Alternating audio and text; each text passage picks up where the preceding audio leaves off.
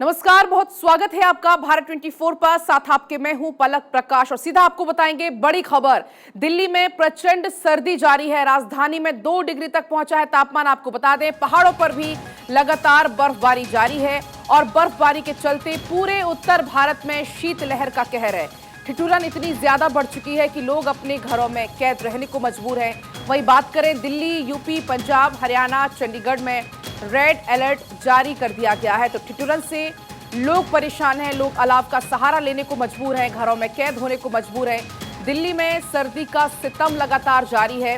2 degree तक पहुंचा राजधानी का तापमान। 2 डिग्री सेल्सियस तक न्यूनतम तापमान राजधानी दिल्ली का दर्ज किया गया। जनवरी में जिस तरीके की ठंड पड़ रही है, हर कोई परेशान है, जनजीवन अस्त व्यस्त हो चुका है और ठिठुरन के चलते लोग घरों में कैद होने को मजबूर है। जिस तरीके से बर्फबारी पहाड़ी इलाकों में लगातार जारी है और बर्फबारी का असर राजधानी दिल्ली में देखने को मिल रहा है।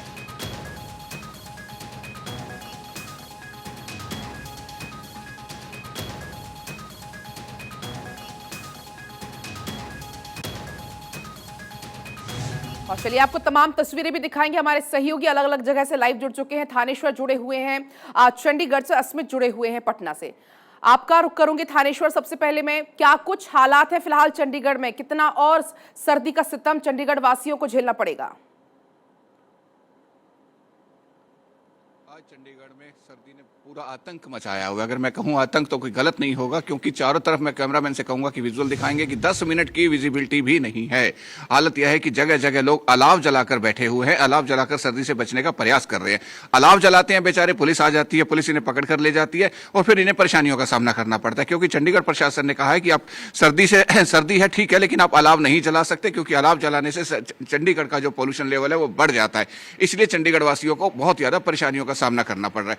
दूसरी तरफ अगर मैं कहूं हरियाणा पंजाब की बात, तो कल शाम से ही हरियाणा पंजाब में गहरी धुंध पड़नी शुरू हो गई थी, जिससे कि पाला पड़ना भी शुरू हो गया। सड़कें गीली हो गई हैं, जिससे गाड़ियों में स्लिपरी बढ़ गई है। और दूसरी तरफ मेवात में एक व्यक्ति की ठंड लगने से मौत हो गई है। फतेहाबाद में भी एक व्यक्ति की ठंड लगने से मौत हो गई है। अगर मैं कहूं कि ठंड अब हत्यारी सर्दी बनने लगी है तो ये गलत नहीं होगा। जी लौटूंगी थानेश्वर आपके पास में। इसी बीच मेरे साथ पीयूष राय लखनऊ से और गौरव यादव मेरे साथ गाजियाबाद से जुड़ गए हैं। लेकिन अस्मित मैं आपका रुख करूंगी पहले, क्या कुछ हालात है पटना के? क्योंकि जिस तरीके से अभी दिखाया चंडीगढ़ का हाल, दिल्ली एनसीआर का हाल भी यही है। क्या कुछ हालात पटना के हैं? देखिए, पटना में भी जो है ठंड का प्रकोप लगातार जारी है। और आपको बताएं तो इसके पहले 2-3 दिन पहले तक ठंड इतनी ज़्यादा नहीं थी, लेकिन आज ठिठुरन बढ़ी है और फॉग जो है वो बहुत ज़्यादा है, जिसके कारण लोग अपने अपने घरों में रहने को मजबूर है। हर तरफ जो है ये कहा जा रहा है कि ठंड के कारण लोग निकल नहीं पा रहे और अलाव जलाने के लिए यहाँ के डीएम चंद्रशेखर सिंह ने वहाँ व्यवस्थाएं की है। ये देखिए, पटना का ये सड़कें इस वक्त बताती हैं कि किस तरह से हालात बने हैं और स्थितियां क्या है। लोग अपने अपने घरों से निकले हैं काम पर, लेकिन विजिबिलिटी काफ़ी कम है, जिसके कारण जो है अभी भी लोगों की संख्या काफ़ी कम है, गाड़ियों की संख्या काफ़ी कम है। लेकिन पटना में ठंड का प्रकोप लगातार जारी है और इसी के मद्देनज़र 14 जनवरी तक सभी स्कूलों को बंद रखने का जो है एक नोटिफिकेशन जारी हुआ है जिला प्रशासन की तरफ से। चंद्रशेखर सिंह जो पटना के डीएम है, वो कल भी उन्होंने रैन बसेरों का जायजा लिया था। कल भी उन्होंने पटना की सड़कों पर सो रहे गरीब तबके के लोगों का जायजा लिया था कि आखिर इतनी ठंड में वो कैसे सो रहे हैं। और हवाएं चल रही हैं पलक, आप देखिए तो बिहार में हवा चलने के कारण काफी ज्यादा ठंड बढ़ी है, ठिठुरन बढ़ी है। 8 डिग्री आज पटना का जो है वेदर तापमान जो है वो किया गया है दर्ज, और इसको लेकर के लगातार परेशानी बढ़ी हुई है और लोग अपने अपने घरों में कैद है, ताकि किसी तरह की जो है जरूरी भी अस्मित हो जाता है, जरूरी कि ठंड से अपने आप का बचाव करना बेहद जरूरी हो जाता है। आपके पास मैं लौटूंगी। आप पीयूष का मैं रुख करूंगी, लखनऊ से पीयूष जुड़े हुए हैं। पीयूष, क्या कुछ हालात लखनऊ के हैं? क्योंकि देखिए ठंड का कहर हर तरफ बहुत ज्यादा है और आज की बात करें तो आज कोहरा लोगों को बहुत परेशान कर रहा है।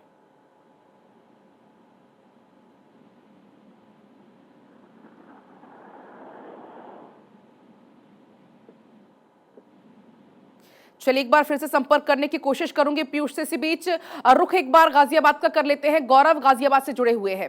गौरव, गाजियाबाद की क्या तस्वीरें हैं? क्योंकि बात करें यदि दिल्ली की, नोएडा की, तो बहुत ज्यादा वहां पर कोहरा है। गाजियाबाद की क्या कुछ तस्वीरें आज है? जी बिल्कुल, देखिए पलक से यदि बात करते हैं गाजियाबाद की, तो आज विजिबिलिटी 0 है। मतलब लगभग 1 मीटर का भी देखना बहुत मुश्किल हो पा रहा है, क्योंकि पूरी तरीके से जो कोहरा है उसकी चादर ने पूरे एनसीआर को घेर रखा है। और सबसे बड़ी चीज ये है कि ना सिर्फ कोहरा है, पॉल्यूशन स्तर भी आज सबसे ज्यादा हाई है।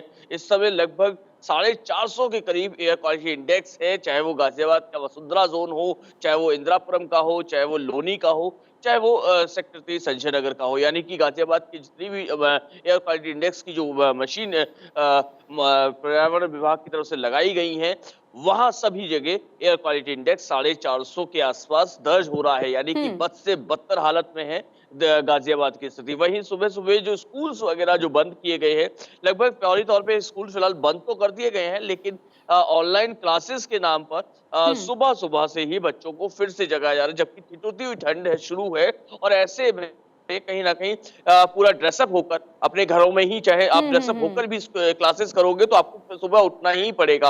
और जबकि टेम्परेचर की यदि बात करें तो 5 डिग्री सेल्सियस इस समय टेम्परेचर है।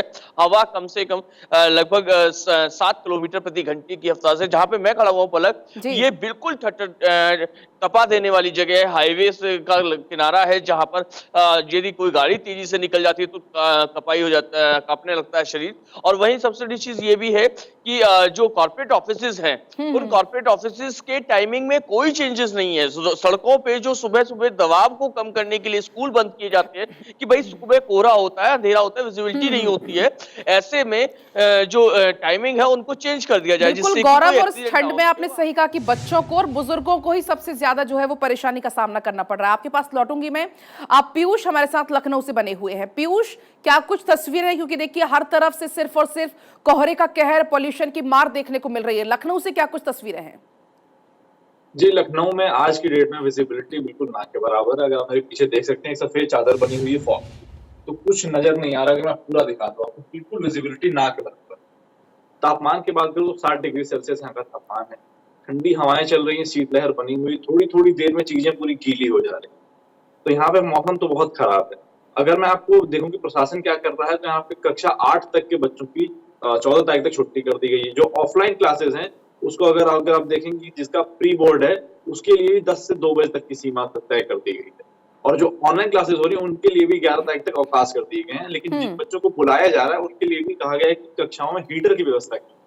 तो इस तरीके की यहाँ पे ठंड का प्रकोप जारी है। अगर आपको AQI की बात कर दूं तो जहाँ पे मैं हूँ गोमती नगर में, यहाँ पे 224 है।